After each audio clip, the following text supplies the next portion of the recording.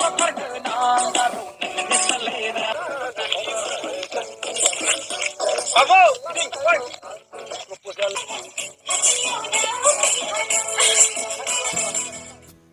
लोगोफोर, दिनैनि बे गोदान मोनसे भिडिअ नोंथांमोनखौ गासैखौबो बरायहरबाय। लोगोफोर, दिनै आं बे भिडिअनि गेजेरजों नोंथांमोननो मोननै गोदान अफिसियेल मिउजिक भिडिअफोरनि सायाव एसे शेयार खालामना होनो नैबे भिडिअखौ लानानै फैनाय जाबाय। गिबियावनो दङ एज ए कमेडि किं बेनारनिफ्राय दिहुनजानाय गोदानै आबुं मोनसे फैनो गोनां अफिसियेल मिउजिक भिडिअ, जाय मिउजिक भिडिअआवनो गाहायै फावखौ खालामदों मेन्डेला ब्रह्म, लोगोसे बिथांजों लोगोसे बिपुल बसुमतारी, रनिता आरो लोगोसे गोबां फाव खालामगिरिफोर। बे फैनो गोनां अफिसियेल मिउजिक भिडिअनि मेथाइखौ रोजाबगोन बिथां बिपुल बसुमतारी, बिथाङानो करिय'ग्राफखौ खालामदों सोमावसार बसुमतारी। लोगोफोर, सोर नोंथांमोना बे मिउजिक भिडिअखौ नायनो थाखाय एक्साइटेड, बयबो आंनो कमेन्टनि गेजेरजों लिरना फोरमायहरोब्लानो जाबाय।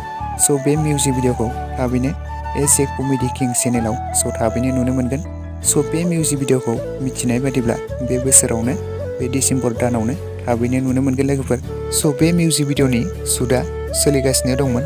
दासिमाव जोबनानै थांदोंब्लाबो बे मिउजिक भिडिअफोरनि माखासे पस्ट प्रडाक्शननि खामानिफोरा जोबनानै थाङाखै। बेनिखायनो नोंथांमोना बे मिउजिक भिडिअखौ नायनो थाखाय बयबो नेनानै थाथ'नांगोन।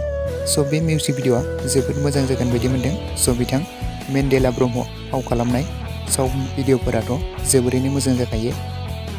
नेक्स्ट आपडेटआव दङ अनामिका फेमिलि एन्टारटेनमेन्ट बेनारनिफ्रायबो गोदानै दिहुनजानाय गोदानै आबुं मोनसे अफिसियेल मिउजिक भिडिअ, जाय मिउजिक भिडिअनि मुङानो जादों लाजोबनो लुबैयो। बे मिउजिक भिडिअआवनो गाहायै फावखौ खालामदों अनिल नार्जारी, लोगोसे रिम्बा नार्जारी। मेथाइखौ रोजाबदों डेडि हायेन, बिथाङानो लिरिक्स टुनखौबो होदों। मिउजिकखौ खालामदों राजु गयारी बिथां, केमेरा एडिटरखौ खालामदों जिहुल बसुमतारी, कनसेप्ट डाइरेक्सनखौ खालामदों जौवेन ब्रह्म। बे मिउजिक भिडिअखौबो रिलिज खालामनानै होबाय। दासिमाव जुदि नोंथांमोना नायालासिनो थादोंब्ला अनामिका फेमिलि एन्टारटेनमेन्ट चेनेलाव बयबो थांनानै नायहैब्लानो जाबाय। बे मिउजिक भिडिअआबो जोबोद मोजां जादों। दासिमाव जुदि नोंथांमोना बे मिउजिक भिडिअखौबो नायालासिनो थादोंब्ला अनामिका फेमिलि एन्टारटेनमेन्ट चेनेलाव बयबो थांनानै नायहैब्लानो जाबाय। लोगोफोर, बिदिब्ला आंनि दिनैनि दासिमनि भिडिअ आपडेटआ बेखिनियावनो। भिडिअखौ नायनानै जुदि मोजां मोनदोंब्ला लाइक खालामोब्लानो जाबाय। लोगोसे चेनेलाव गोदानै फैदोंब्ला सोरबाफोर साबस्क्राइब खालामनानै खाथिनि बेल आइकनखौबो अल प्रेस खालामना लाबोनो जाबाय, जाहाथे नोंथांमोना बेफोरबायदिनो भिडिअफोरनि आपडेटखौ मोनबाय थायो।